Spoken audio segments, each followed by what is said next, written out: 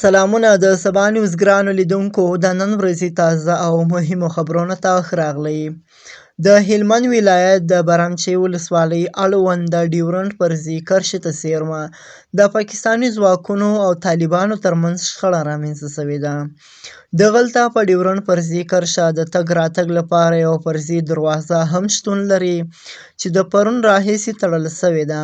ویل کېږي چې طالبان غواړي ډیورنډ کرښې ته څیرمه امنیتي تاسیسات جوړ کړي، خو پاکستاني ځواکونو اجازه نه ده ورکړې، او په همدې خاطر پرون دواړو خواوو یو بل د سپکو او درنو وسلو وارونه هم کړي دي. د سرچینې په خبره طالبانو د تیرو 3 کلونو راهیسې څو ځلې دغلته د امنیتي تاسیساتو جوړولو لپاره د پاکستاني اړخ سره خبرې کړې دي، خو هر ځل بې نتیجې پای ته رسېدلې دي. سرچینې وایي 2 ورځې وړاندې هم د مولوي فرهادي په نوم طالب استازي د پاکستاني اړخ سره په دې اړه خبرې کړې دي، چې دغه خبرو هم پایله ورنه کړه، او پاکستاني اړخ لا هم طالبانو ته اجازه نه ده ورکړې چې ډیورنډ فرضي کرښې ته څیرمه امنیتي تاسیسات جوړ کړي. د دغو خبرو وروسته طالبانو برمچی ته لسګونه ټانکونه او طالب جنګیالي استولي دي، او تېره ورځ یې د نیم ساعت لپاره د پاکستاني ځواکونو سره جګړه هم کړې ده، چې د تلفاتو په اړه یې دقیق معلومات نشته.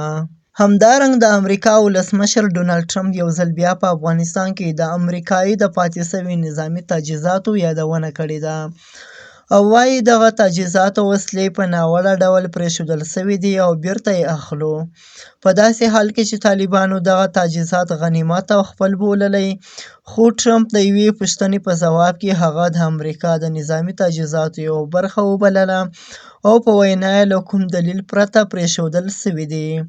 شاوخوا د امریکا د دفاع وزیر پیټ هېګسټ وایي له افغانستان څخه د امریکایي ځواکونو د نامنظم وتلو بهیر په اړه به څېړنه وشي، او هغوی ته به سزا ورکړي چې په دغه بهیر کې تېروتنې کړي دي.